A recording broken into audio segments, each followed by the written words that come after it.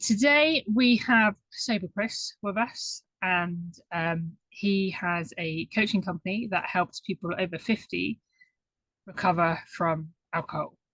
So we're going to go through your journey today, Chris, a bit about you, a bit about how you've arrived here, and what sort of things you've come up against along the way. So if you want to introduce yourself and tell us a little bit about where you're at and where you've been. Yeah. Well, my name's Chris, aka Sober Chris. And I was a massive drinker, and now I'm not. And I'm just approaching nearly 5 years sobriety after 3 decades of being sucked into a world of daily drinking. And that's me in a Okay. nutshell. So when you say like massive drinker, like what did that look like? I was a daily drinker. I drank every day. A functional drinker. Always been self-employed. Always had businesses. So from the outside looking in, it looked all hunky dory hunky. But on the reality of it was, it weren't that good. It wasn't that brilliant, really. So it was daily no matter what. Yeah, and I mean, I was always trying to moderate, control it, change, swap, do anything but stop drinking. And Okay. then there is bouts of where I did stop, not for really long periods, but there were times, but it wasn't a happy stopped. I think that's the place you've got to work towards. It's being happy sober, not sat in the corner like a sad sack sober. Okay. So those 30 years, was there like a like you said that you stopped like but but it never lasted. Like what did they look like and what was it that made you want to like try and stop? Towards the end, Yeah. it was my age. I got into my 50s and I wasn't able to shrug it off like I used to because I've always been relatively fit, always been active, and I thought I had a superpower that didn't get hangovers and I could work through it. I thought I was above it. And then when I got to my 50s, certain things just started to, there were signs that were showing that just, I knew that I was on a hiding to nothing. If I was carrying on, it weren't going to end well. It was not going to end well. The wheels had already started spinning off on a health level. So, Okay. So on a health level, what did that look like? What oh, things? I mean, some of it I've forgotten about. I journaled it all. And when I go back to it, it's like pins and needles, bad circulation, pins and needles in my tongue, Okay. fingertips, cold fingers, nervousness, like nerves. I can't even explain, but Like it's like anxious. that nerves. I knew it damages your nerves, but it was like you jumpy, fidgety. Um, yeah, the obviously kidneys. There was all sorts. There were some pretty scary moments actually, but it weren't enough to stop me. Okay. So it was almost like a build up of all of those moments coming together that made you think, okay, now I need to do something about it.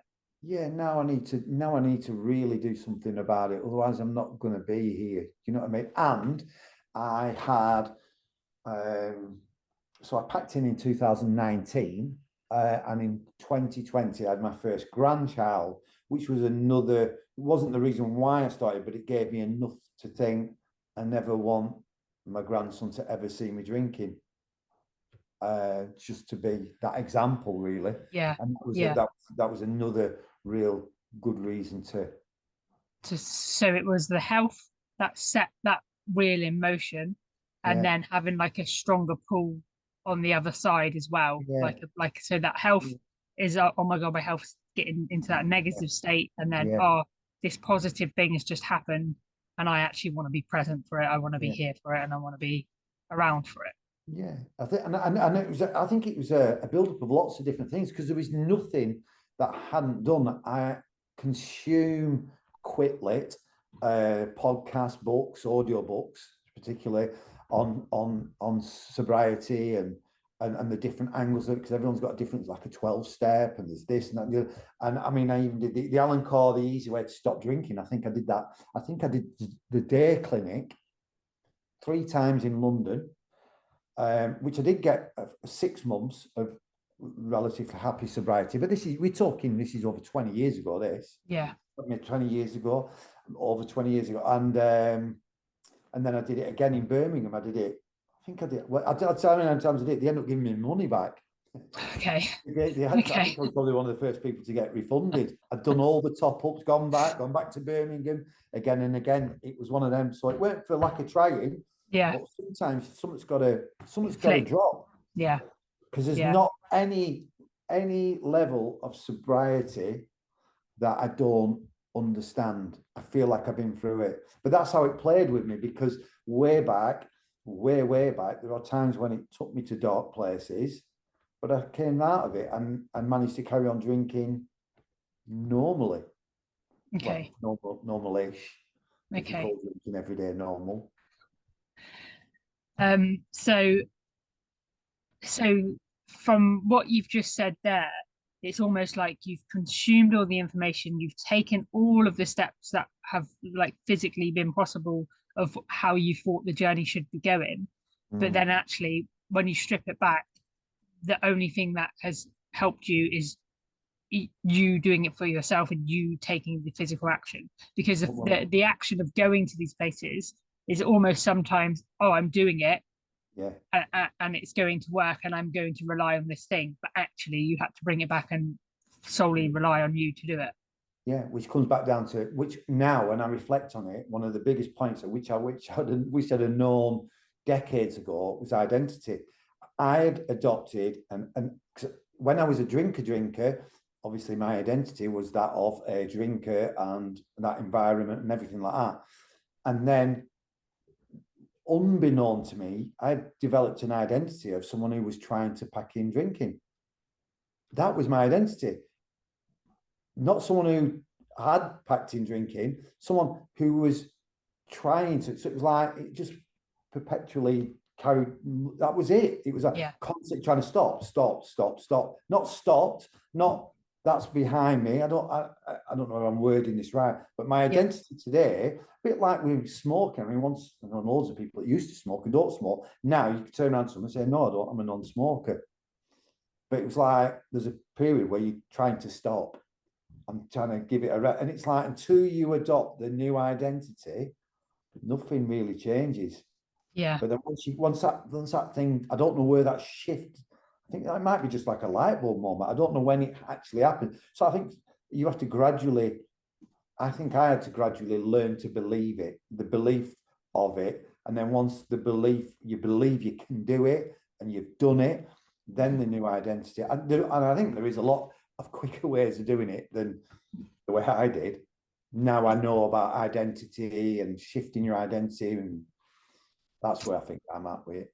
Yeah. So it's almost like that, like you just said there, that cycle of I'm trying to give up. You're never going to be able to give up because you're trying. I just get more trying. Yeah. More trying. If you put it, I am a non-drinker, I don't drink, or this is who I am, this is what my life looks like, and it doesn't have drink in it. Yeah. That it's that energy level, isn't it? When you try something, you're doing it half-hearted. Like when you're I'm all in, type thing. And that shift that happens, and there's a point where it happens where somebody asks you, you could be at a funeral or a christening or a wedding or whatever, and somebody asks you, and in the past it would be, and if you were trying to be like, are you having a drink? No, why? I'm on antibiotics, I'm driving, anything, but I don't drink. Yeah. And then once you shift over it, then there's this it's just like, well, I don't drink. Yeah, it's like a clear boundary, isn't it? It's really. I don't drink. Yeah. I don't drink. I don't consume poison. It's not something I do anymore. Do you know what I mean? Yeah. And it's and I guess that journey from being somebody like that had it in their life for such a long period of time, it's almost losing a part of yourself to become this 100%. new person. And 100%. that's a scary, uncomfortable. 100%, because alcohol is interweaving in everything, anything and everything. Where you go, what you do, socializing. It's a very clever.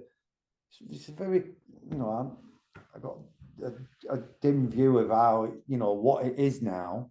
And it's very clever at keeping people in it. Fact. It's Stuck. very clever marketing.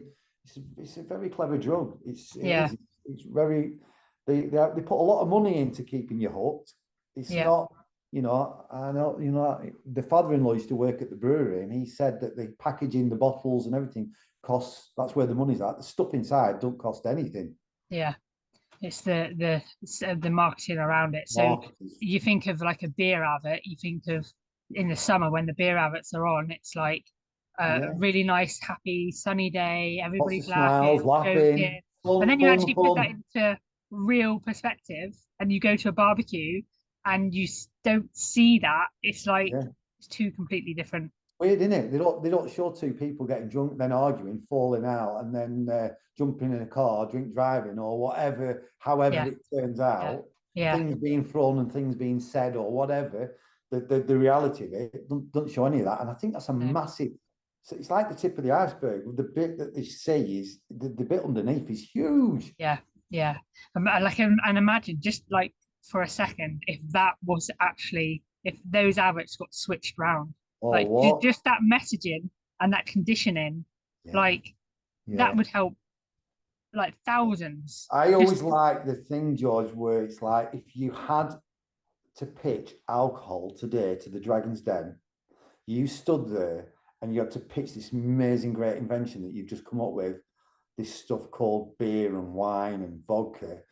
And imagine what you had to sell this thing, this substance, and while they ask you questions about the devastation it was going to cause to health, to everything, it yeah. wouldn't even get off the ground. Yeah. You'd be laughed out Yeah. of there. Yeah. The only thing is the financial that you're going to get people hooked. It's an addictive drug. They'll come back for more, and financially, we'll take a chunk off them. That side of it sold, but Yeah. anything else, there Yeah. is not one. There is not one selling point in it. It's completely. It's a bad idea. Yeah. Yeah. Okay. So that was your journey like before, and then how did you go during, like, so when you drank for the last time, like what from that moment to now, what did that journey look like? Well, the first bit was a little bit tricky. Okay. It was tricky. It was hard. There was a few little head wobbles where it was like I could have gone back to it, but I didn't. Yeah, and it was luckily for me, the universe looked after me, and they closed the whole world down in 2020. So I was only like 4 or 5 months into not drinking, and then the universe had me back and decided to close all the pubs and the restaurants to make it easy for me, which I'm very grateful for. Yeah. And that made it just gave me so much time to whether I would or I wouldn't. You don't know, do you? I You don't don't know. know. No. No. I don't know. I'd like to think I'd cracked it and I was Yeah. on that. But you know, when I got to 6 months, I was like ecstatic. I was overjoyed. I think that was around about the April or the May of 2020. But yeah, it was pretty cool. Okay. So that those hard moments at the beginning, like, can you remember um what that noise was and how you Yeah, got yeah. over it?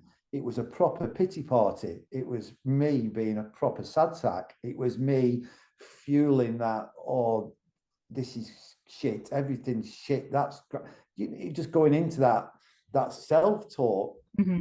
You know, it comes in because I think it's like there's a saying in there in recovery that, you know, whilst your addiction is always outside doing press ups waiting for you, and it's never going to let up. Do you know what I mean? In that sort of recovery side of things. I mean, there's different ways of doing this, but yeah, it's I definitely think it's something you just got. I don't know. I think everybody's journey is different with it. It's not a one size fits all. No. That's the thing with it all. It's like you've got to take the bits from it because my triggers are not someone else's triggers. I don't know what their environment is, what causes them. It could be one thing. It could be a screaming child that makes them want to drink. Put the kids to bed and have a drink. It could be work that makes them want to have a drink. And everybody's got their own Yeah, thing going on, aren't they? yeah, yeah. It's 100% an individual journey. And then by just sharing your journey, like this could actually resonate with somebody and like help them think, oh, actually that's the way I look at things, or that's what Mm, I've done, or that bit yeah. is relevant to my journey, but that bit's not. So just by sharing your journey, Mm, someone will be able to take value from it. Um, but like you said, everything is so individualized that yeah. it's almost like you have to take in and absorb that information and take in that way of doing it and take in that way of doing it, and then like just dissect it and take the bits out that work for you and get rid of the bits that don't. Yeah. So so that battle that you had with that, like the negative self-talk, how did you like get yourself through that? Do you know that sometimes I just got up and went out for a walk? Sometimes it was simple. There's nothing that's really rocket science about it. Hmm. But when you've been so used to it, I mean, it's the path of least resistance. How easy is it to go to your fridge or your off license or your pub and get a drink? It's everywhere. It is easy. It's simple. So it's like you go for your easiest option. If you've got a niggle and you want to put that niggle out, the easiest way is just to please that little niggle, that little irritation. It's like, Yeah, scratch the itch. It's so simple. It's what we do with so many different things. So learning to say, actually, no, because the big one is playing it forward. You've got to learn to play it forward in all areas. But in drinking, once you've learned to play it forward and you get into that habit of playing it forward till tomorrow morning, even you don't have to play it that far forward. You know that after you've had the first few drinks, you're in like, you're not going to feel good with yourself. yeah, yeah. So that's like when you, it's almost like when you feel it that it come in, rather than take the easy option and go for the walk to the pub or the off license or to the fridge, you've Yeah, literally taken yourself away from that environment, walked in the other direction, gone for a walk in another direction, and then yeah, allowed you to like start to play that forward. yeah. Like, And I also think, George, I also used to bring the time limits in because for some reason, when you want something, when that thing, that niggle, that craving, or whatever is upon you, for whatever it is, for some reason, you think in that moment, this is forever. This feeling is forever. And sometimes you have got to just step back and realize it's not. I'm going to bed in 2 hours. What have I got to be stressed? Only got 2 hours if I go to bed. If I yeah, can't sit 2 hours out, it's a bit of a poor do. But it's like before then, it'd be like, this is going to last forever. I'm going to be a miserable sad sack for the rest of my life now. This craving is never going to go away. Well, it always does. You never wake up the same way you went to bed. yeah, yeah, And sometimes that's all I had to get to was to get to bed. Even if I was going to have a shit night's sleep, it was just get to bed. yeah, Get to bed because tomorrow we get to start all over again if we're lucky. We get yeah, another go at it. yeah, yeah. Okay. It's pretty cool. Yeah. So putting in those time like that again, it's that what can I do here and now? Like not tomorrow, not the next day, not the next day. What can I do here and now to help me get to closer to where I want to be? Like not Yeah, how am I going to cope tomorrow? How am I going to cope next day? yeah. Yeah, that's a really important part. And remember your whys. You've got to find, that's the big thing. It's got to, why do you want to stop drinking? Is probably one of the biggest questions you can ask yourself. Why do you really want to? Why do you really want to stop drinking? Yeah, Because it's such a mixed bag of feelings. Because I want it because of this, but I don't want it because of that. It's like there's so many. yeah. It's not. And then It's not it's yeah, it's not, don't put the hand in the fire because it burns. You know that is the outcome. That is it, one outcome. It's like, if I do that, so you don't do it. yeah, But when you've got a situation where there's lots of different outcomes and they're not as bad as that, and it's like, and you make excuses for it, it's like, you just keep it going in your head, don't you? And it's like, you have got to snap out of it when you're in that, what's the word, funk? Is that the yeah, word? Yeah, funk. that's yeah, you're in a like yeah, it's that sort of space. Yeah. Yeah. So you've had that, and then you've so from that first couple of 6 months to like where you are now, what's the difference there? From night and day.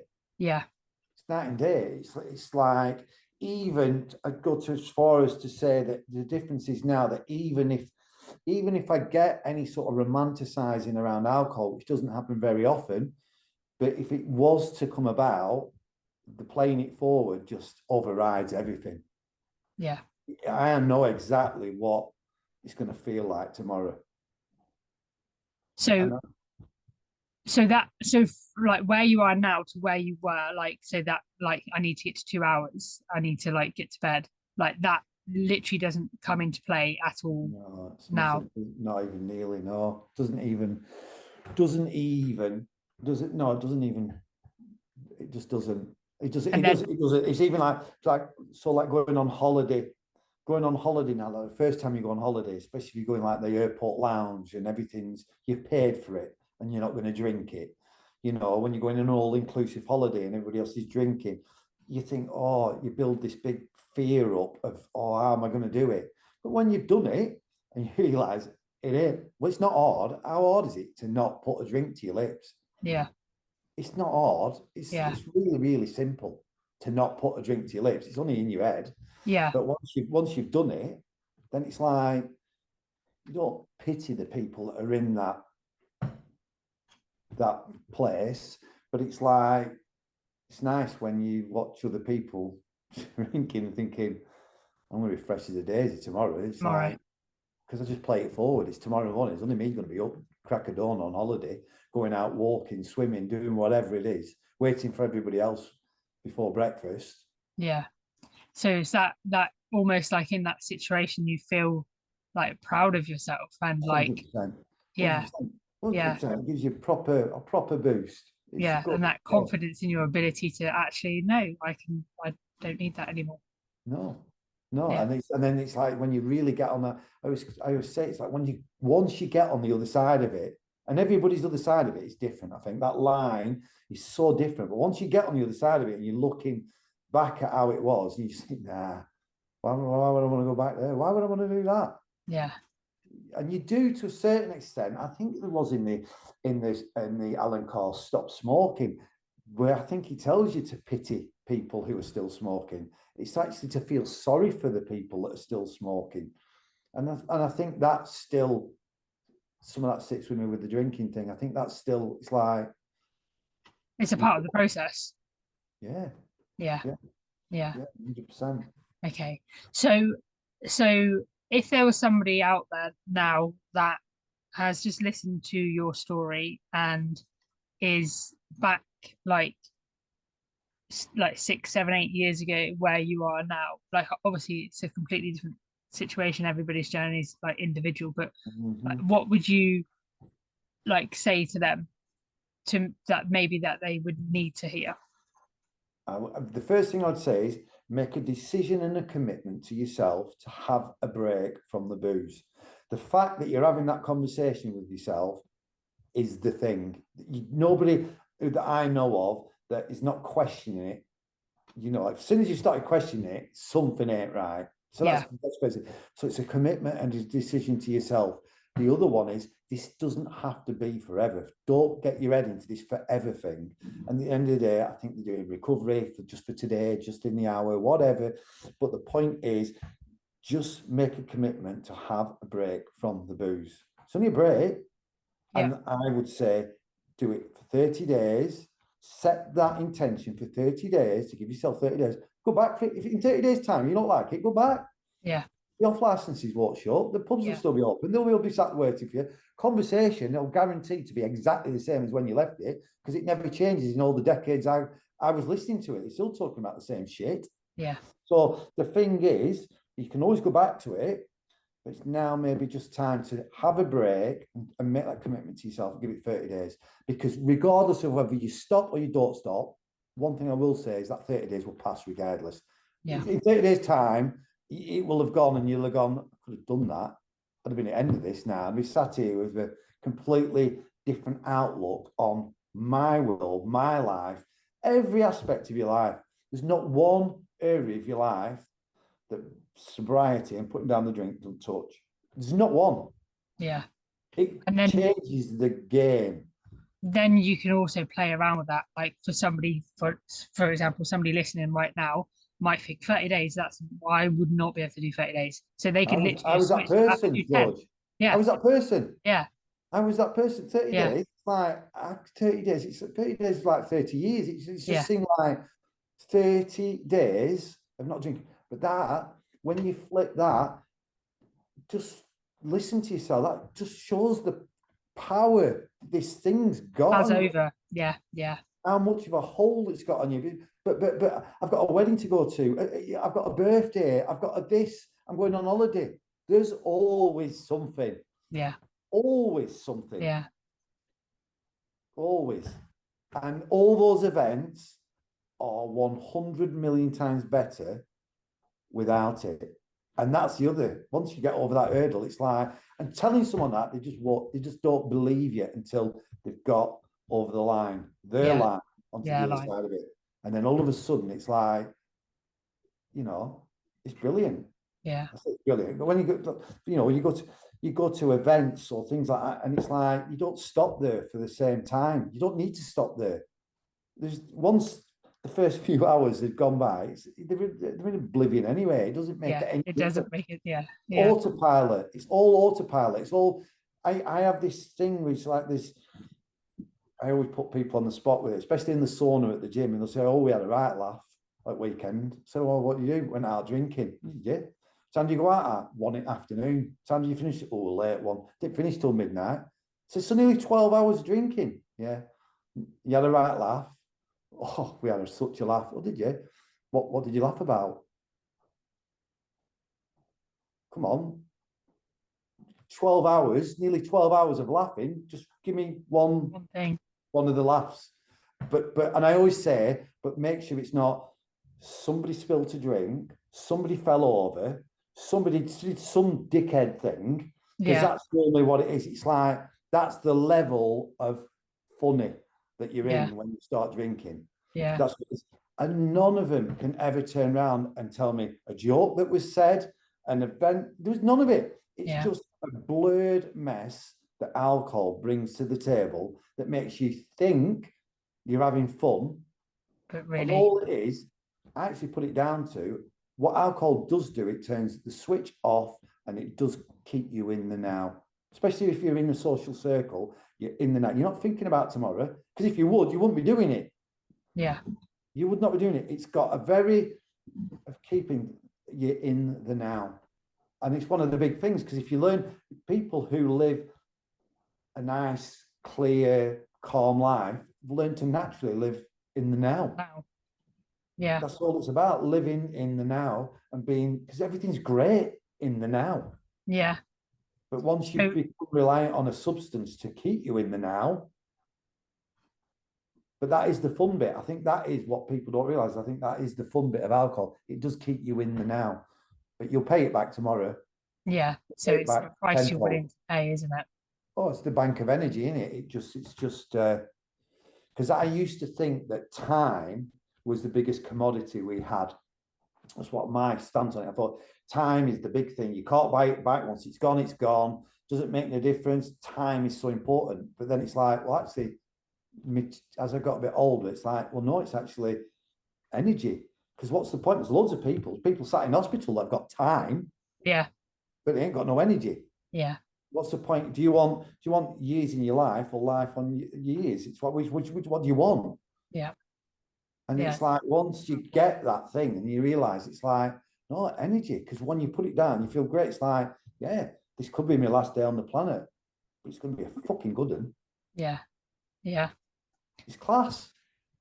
So that journey that you've just been on and coming around and being on the other side of it and seeing like where you were and like where you are now and like everything that you have now and that energy, that mindset, that control, that like power, that strength, like the the journey that you're going on now, like helping others get to where you are, like, Mhm. can you go into that a little bit? Why have you decided to do it? Why do you want to help others? Because as I was once told, you can't be a selfish prick and keep it to yourself. You can't. And at the end of the day, if one person can you can guide them out of the dark into the light, and who better to do it than someone who's been in the dark? Yeah, It's someone that's been in that place that understands what that place feels like, and that when you get into the light and you get over that line, that whatever line it is for you, onto the other side of it, it's priceless. It's priceless, and it's like, why do nobody wants to feel like something's got control over them? Who wants to feel you are? That's the one thing that's the hardest bit for someone who's the longer you leave it, the more numb you get to feelings. There's certain things that I think it's a saying in thingy that the best part about getting sober is finding your feelings and your emotions, and the worst part about it is finding your feelings and emotions. It's like you have to learn to deal and feel things that you ran away from. yeah, yeah. That's Suppress what you some do, of don't you? When you're a drinker, you run away from stuff and don't face it head on. mm, And it's like a muscle. And if you don't use it, like confidence, it's an action. Confidence, it's not a feeling, it's an yeah, action. You act confident, you act out confident. It's like you don't wait to feel confident. Well, you can do, but you'll be waiting a long wait a time. long time. You can actually, you can do confidence. And the more you do it, the more you flex that muscle, the easier it gets. Yeah, And yeah, if you don't, it withers. And an alcohol takes so many things away from you. You don't know it's doing it. It takes for some, they go the whole life and they never even know that they were in the trap. yeah, yeah. So, so for anybody that is has that like awareness that actually this isn't like what I want to be doing, and I actually do want to make change, like the program that you run will help them what like speed that process up or understand that process better. 100%. Yeah, 100%. 100% by just making those daily, because it's dead easy to turn around and say, just don't put that in your mouth and everything's going to be great. But then there's the stepping stones to it because you've got the triggers. It's like it just doesn't happen overnight. It no, took years to develop to where it's clever. It's so clever. It's so devious. It's on another level. hmm, If you can only imagine the tobacco industry, what it once was, that is the alcohol industry today. One day there will be pictures of manky livers on bottles. One day. yeah, Just the same way it's uncool to smoke. But once upon a time, it was the coolest thing ever to have a cigarette hanging out your mouth. yeah, There's nothing cool about getting intoxicated and losing the ability to be normal. You're yeah. messing with things that you shouldn't mess with. So again, it comes down to that messaging, isn't it? That tobacco industry and the messaging that was around it then, and the alcohol industry, the And messages it's around it not now. our fault. It's not our fault. You're up against a multi-trillion dollar pound industry that are bombarding you with wanting you to they're going to get you hooked. I mean, that's why they invented alky pops. I mean, in Yeah, my day, you had to endure beer and spirits, not fizzy, sugary drinks. I mean, it's dead easy now. yeah, that was my day. The Smirnoff Ice, BWQ, the Smirnoff WKD. Ice, yeah, yeah, Yeah, the Wickeds, and yeah, the thing is, what they developed it. So McDonald's do with Happy Meals. It's the same thing. Happy Meals is no different to a Smirnoff Ice. At the end of the day, one day you will. It's what's the word? A rite of passage, yeah, yeah, and then eventually we'll get you on the hard stuff. Eventually, we'll get you on the Big Mac meal. yeah. It's all part of it's part of the playbook. It's clever. It's genius. It's very clever stuff. Okay, so to sum everything up that we've just spoken about, or like what would one message be? One message that you'd say to people that want to make change? The future is going to be so amazing beyond your wildest dreams. And I'm telling you, it is the things that you will be able to do, see, the money you'll save, everything. There's not, honestly, you will go from cataracts to 4K, 8K. It will be like, oh, what? This is like, I have been living in this brain fog world, Mhm. and now I can see clearly now the sun. You're gonna go into song. Yeah, I was gonna break into song, but it's that simple. Yeah, It's that simple. It's it's simple, but it's hard. But it needs time and patience and that journey to go on. yeah, and everybody's different. Don't think that you've got to do what everyone else does and everything. It's your journey. It's a Yeah, personalized journey. That's why I think coaching, sobriety coaching, is such a benefit. I mean, I wish I'd have had it, because if I had somebody that I could have had bounced ideas off and spoke to, and like somebody who, that I could yeah, have dropped a WhatsApp to when, when you're feeling that wobble, yeah, somebody to turn around and say, look, you've only got 2 hours before you go to bed, three yeah, hours before you go to bed. yeah. Just hang in there. You 3 hours, Just that's what you've speeds got to that do for three process hours. up, doesn't it? What can we do for 3 hours? What can we do for 3 hours right now Yeah, that's going to change, the state of play? And it's yeah, like, just to simplify it, because it ain't, none of it's complicated. We complicate it. It's yeah, really quite easy. That stuff's poisonous. We put it in our body. It makes us act shit, feel like crap. Why are we doing it? It's a bit more, it's not complicated. It's just the ingenious drug of alcohol. And the way it messes with our heads. It's clever. yeah, Very clever. yeah, You're up against a massive big industry. yeah. Okay, thank you for that. Like, thanks for sharing the journey, the story, and everything that you're doing to help Cool. others get to the other side of that line. Easy peasy, lemony squeezy. Thank you.